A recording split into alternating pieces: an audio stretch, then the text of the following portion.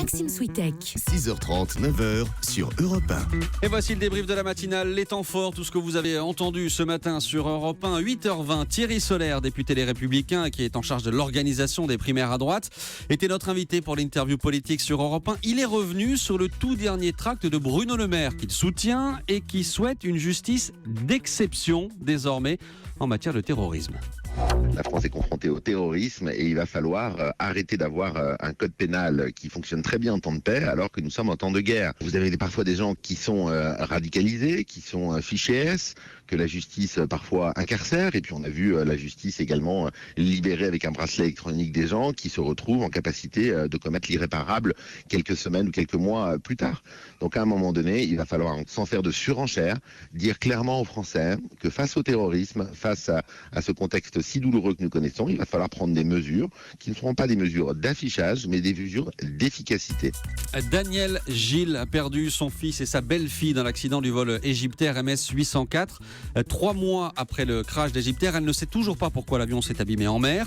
Elle était notre invitée à 7h45 pour l'interview vérité. Elle en appelle aujourd'hui au président de la République, François Hollande, pour faire avancer l'enquête.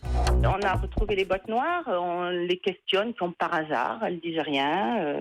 On sent qu'on veut nous cacher quelque chose, quoi. On aimerait que le président François Hollande contacte son homologue général Sisi pour obtenir des informations sur l'enquête en cours et que les autorités françaises et égyptiennes nous révèlent les vraies circonstances du crash MS 804. François Hollande qui rencontre aujourd'hui le pape François, une visite privée en hommage au père Hamel et aux victimes du terrorisme. Odon Vallée, historien des religions, était notre invité à 6h45 sur Europe 1. Lui voit dans cette visite une visite éminemment politique. Le pape François est plus à gauche que les ministres du gouvernement Hollande et que François Hollande. Et cette dimension sociale n'est pas pour déplaire à François Hollande qui se dit « Oh, les cathos, ils voteront peut-être pas pour moi », mais être bien avec le pape le plus social qu'on ait jamais eu dans l'histoire, c'est pas mauvais pour mon image de me réconcilier avec lui. Mais le pape François se dit être en bon terme avec la France, grand pays qu'on appelait autrefois fille aînée de l'Église, c'est pas mal non plus pour le pape François. C'est pas mal non plus. Les vacances d'été sont souvent l'occasion de sortir du quotidien. Pour certains, obligés de travailler pendant que la famille est en vadrouille, c'est le moment de se retrouver un peu seul.